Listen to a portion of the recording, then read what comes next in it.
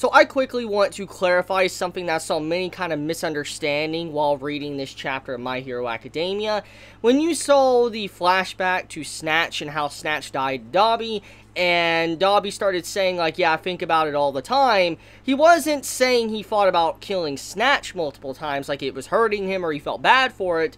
He was talking about what Snatch said within that dialogue, that flashback. Do you ever take a moment to think about all the families you're affecting or hurting thanks to what you do, you know, constantly burning people and all that? And that's what Dobby meant. When you started to see the blood coming down the side of his face, it was kind of like showing that he was crying in a way, crying tears of blood, and that he was upset for what he was doing to family. So, there is more to Dobby's character that we are unaware of, which I will get into in a bit.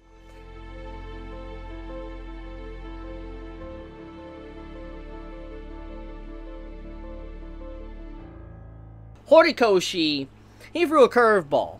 Multiple curveballs throughout this chapter, and I think many going into this chapter are going to be quite shocked with the outcome. Because, let's be real here, with last week's chapter, with Dobby popping up, Endeavor being on the ground, there were so many theories, speculations that could happen for this chapter. For instance, the Quirk erasing bullets, to, you know, Dobby going in and killing Endeavor or Hawks, or, you know, you have it to where the reveal of Dobby, you know, being Endeavor's son. I mean, there was a lot of things going into this chapter that could have happened, and many of us are wondering, what will happen? And all of us were anticipating this chapter's release, and now we finally have it. And with this chapter, my god, Horikoshi, you gotta learn how to chill.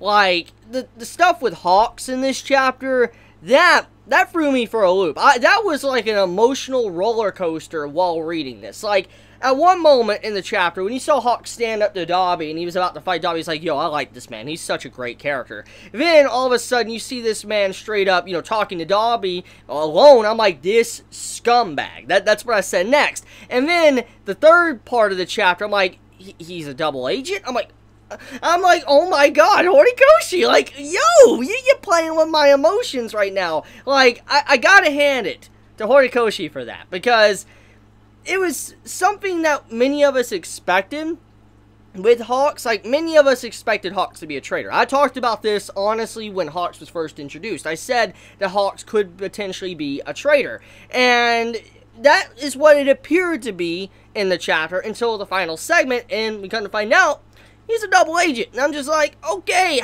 that's how you throw a curveball, how you flip the table of cliches and all that. That was a great way to go about it. So good job, Horikoshi. I was very pleased that he didn't extend it or drag it out with Hawks and his apparent betrayal. That is what I'm truly happy with when it comes to this chapter, which, let's get into that. Normally, when you have characters like Hawks that is revealed to be like some form of traitor, typically a writer will like to end a chapter on that. For instance, okay, example here, chapter goes on, we have a final scene of the chapter to where Hawks walks up to Dobby, they start talking, and you're like, oh my god, he's a traitor. Chapter ends. That's usually how the situation would be. Or it would be to where the situation with Dobby and Hawks talking would happen, but then we would not get clarification that Hawks is actually a good guy. He would just go straight over to Endeavor and talk with him. That's normally how this would be. But thanks to Horikoshi's great writing and how he knows how to flip cliches here and there, he had it to where that cliche did happen, but it was not dragged out and it was mixed up a little bit. For instance, he was actually a double agent working for the police force, but also working for the League of Villains. That I'm pleased about. So, just good stuff. Good stuff for this chapter. Just that alone made me very happy. Now, let's talk about the Endeavor stuff. So, like I said, coming into this chapter, many of us expected the information, the reveal of Dobby and Endeavor's relationship. Are they father and son? That's what many of us thought were going to happen. And in some ways, we did get some details on the relationship. But at the same time, nothing was really accomplished. What I mean by that is that we didn't really get any answers whatsoever to Dobby and Endeavor's relationship. Now, I know many are going to say, but Chibi, Dobby was there, he introduced himself, Endeavor was looking at Dobby and all of that. You know, obviously, if it was his son, he would recognize him. Yes, you do have a point there, but here's the thing. Look at how the chapter started off. Endeavor actually states his vision was blurry. And remember, he only has one eye right now. He doesn't have, you know, two eyes. You got to think about it like this. Man, he's overheated, okay? He's burning up, okay? Like heat stroke. He has blurry vision. He's hurt, bleeding out. And one eye, he only has one eye. You're not going to really be able to process things that well. You're not going to be able to think properly, process well, and probably be able to see that well. And so it makes sense why he wouldn't be able to recognize Dobby, because number one, if it is his son, most likely Dobby just looks very different. I mean, with all the stitched up, you know, scars and stuff all over his body, and it's very apparent that, you know, he probably didn't look like that as a kid. And Endeavor might not recognize him because of that. But number two, on top of that, we also got to remember that he's not really using his real name. He's just using Dobby. So even if he knows who Dobby is, he's heard about it through reports and stuff, he actually legit hasn't got to see the man. So that's the point. So I like how Horikoshi, he didn't let us know if Dobby is the son of Endeavor or not. We have no idea, but there is some hints that there is definitely a connection between them, and let me explain why. We get a brief little flashback to the Todoroki scene and Dobby. For instance, when Shoto Todoroki first met Dobby, and Dobby looked down at him and was like, "Oh, you failed, Todoroki Shoto." And that, we see that little brief flashback in the chapter. Then, after that, a few pages later, he says, "Farewell, Todoroki Enji." And I'm like, this man is going out of his way to say their full name. And I'm just like, for him to go out of his way and state their full name like that, it definitely shows he has some form of feelings or, you know, malice towards them. Or at least the family name, Todoroki.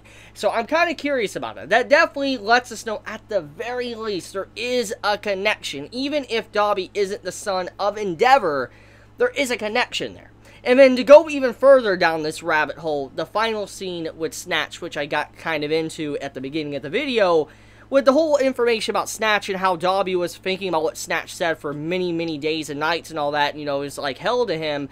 We know that when it comes to family members being affected, it does bug him.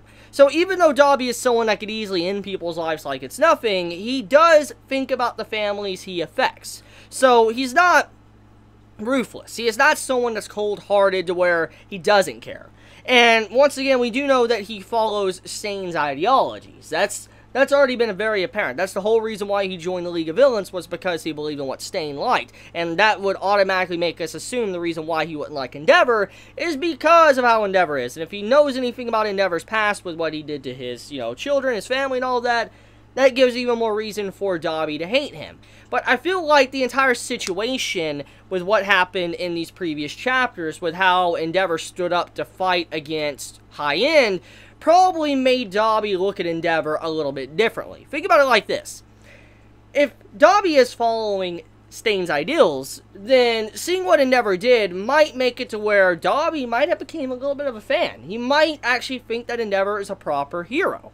Because, yeah, now we don't know if Dobby fully follows, you know, Stain's ideology. It might be a little bit more twisted or messed up, but at the very least, there's definitely something going on there. It seems like Dobby might not hold a lot of hatred for Endeavor, because if he really wanted to, he would have killed the man.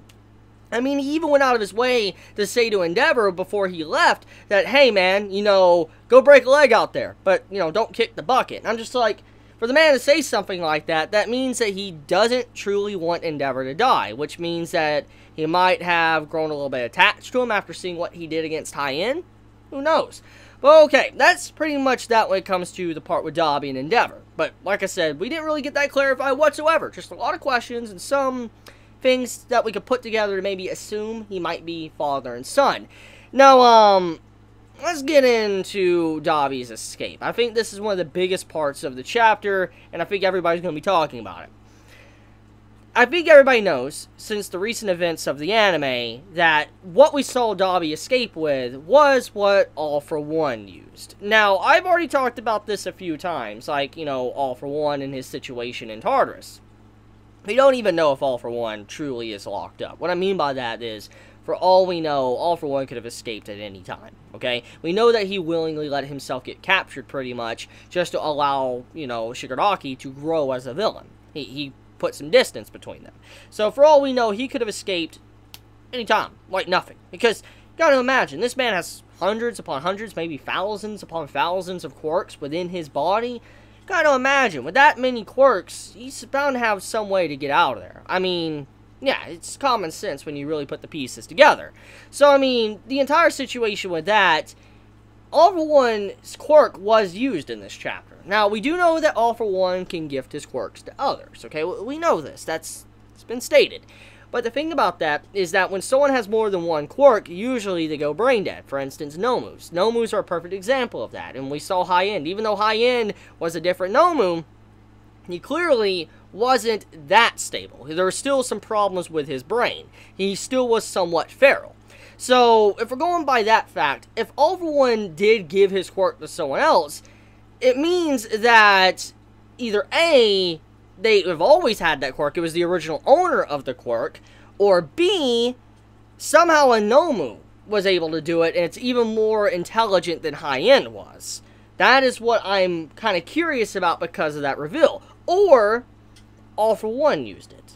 Now, I know many are going to say, but Chibi, that doesn't make sense. He's in Tartarus. Even if he can escape, it doesn't make sense how you'd be able to use something like that. Yeah, that does make sense. I mean, when you think about the details of the ability, it also kind of makes you question, too. To kind of give details to the ability that was used for Dobby to get out, is that the ability allows the user to transfer people, individual people, to and from the individual user. For instance, All For One, since we know he had the quirk, if he used it, let's say, on Dobby, that means he could only transfer Dobby to him or away from him. And if it was All For One using it to transfer him, that means he should have arrived in Tartarus, which obviously he didn't because he was outside in this chapter. But also, there was another detail to the quirk. It was also stated that if All For One, the user of the quirk, knows an individual that, he trusts, he's really acquainted with, he can also teleport individuals to that person, or from that person. So, example, the doctor that All For One was working with. If he wanted to, he could have teleported Dobby to the doctor, and that's where he went. He went to the doctor's place, and that's who he escaped to. But that still raises a lot of questions. How did All For One use that quirk? Because we obviously didn't see him give that quirk to anyone in his fight against All Might, unless he has, an AoE distance of giving quirks to people. For all we know, he could give a quirk from a distance. We don't know that. That's never really been clarified of how All For One snatches someone's quirk. We always assumed he had to get up on them and put his hand on them or something. But like I said, that's never been clarified whatsoever. So we don't know if he has an AoE to it, long distance, if he has to think about them. We don't really know. But the point about that is the fact that if All For One did give the quirk up, when did he do it? When did he give that quirk over? Either A, he gave the quirk over to someone in the prison, which would mean that he controls the prison. B, he never had the quirk to begin with, and he was just putting on airs, letting everybody assume he had that quirk. Or C, he gave it to a Nomu somehow.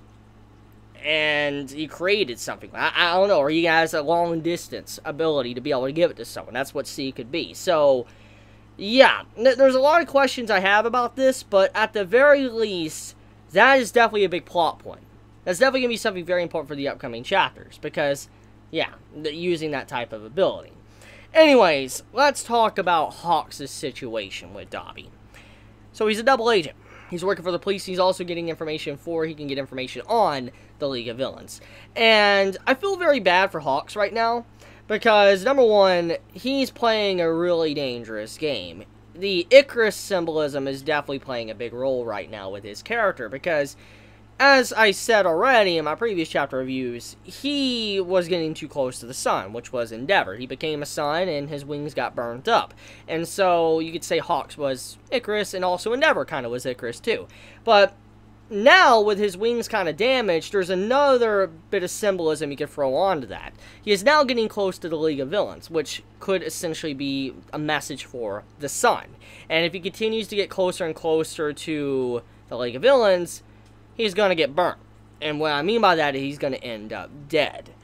And I feel like that's kind of what Horikoshi's trying to imply. Also, another thing to take from that scene too, is that Hawks was told by the police force to overlook victims. That is messed up. That's real messed up. Like, he was straight up basically told to overlook victims to what the League of Villains do before he can gain information on them.